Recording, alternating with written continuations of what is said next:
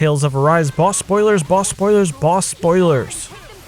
If you're sticking around, welcome, this is Alex, and I have fought everything there is to fight in Tales of Arise, so I'm going to break down the 5 most epic battles from my dozens of hours of combat. There is a ridiculous amount of bosses in this, actually 71 to be exact, and of course the ones I pick out will be purely my own personal preference. So let's see how much we can buckle YouTube compression with the plethora of spell effects and get these boss battles started. Coming in at my 5th favorite fight from the entire game, my footless bro Kronos. An impressive level of 95, no elemental weaknesses, and 343,000 HP. To even get to Kronos, you have to do these endgame areas, which are all nods to past games in the series, each having a boss fight of their own at the end. Once you complete every single one of those, you can then take on the fight against Kronos. Kronos can teleport all around, fire some big Death Star style laser blasts across the entire arena, and even be a total jerk halting time to wail on a party member. The entire process to even get to fighting Kronos, along with the unique style of the fight compared to many of the others, made it worthy of being almost like an alternate final boss.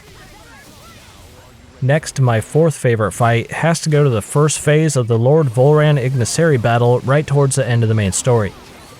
He is at level 35 at this point, has no elemental weaknesses, and has a health pool of 184,000.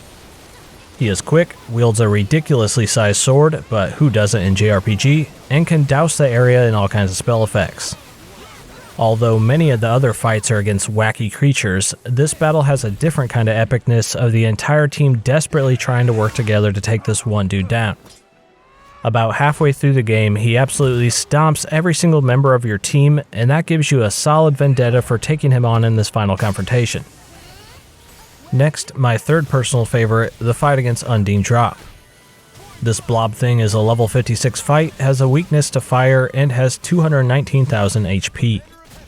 This was one of those boss battles where I just barely made it through with enough resources and had that moment of relief when the beefy thing finally fell. But wait, what's this? The fight immediately turns into a battle against Lou Undine, which is a level 60, also weak to fire, and has a health pool of 255,000. That moment of relief quickly evaporated, as I felt there is no possible way I had enough healing to make it through another, even harder version of that last fight. Many a globs were blooped out, glowing tongues were sliced, and eventually, I don't even know how, I managed to see the fight through on the first go. A surprise victory that took a solid 30 minutes of pure combat, which made for one of the more memorable endurance battles. Next, the runner-up for the best boss fight has to go to the spectacle battle against Procella Sylph. This is a level 70 fight, it has a weakness to earth, and a health total of, well, it has question marks in the enemy log, so I'm not really sure. The main boss hangs out outside of the large arena chucking some spells at you from time to time as you take down a smaller mini-boss and its adds. After you take down the grunts, Xion lands a well-placed shot on the big bird dragon thing to where the fight transitions to being on the actual boss itself. Here there are more enemy spawns and a large glowy heart you'll need to whittle down as a lone Alphen while avoiding oncoming spell damage. I usually don't like enemy spawn style boss fights, but this one was just so darn epic. Last, my personal favorite fight from the entire game, Lord Almidri and Mesmald.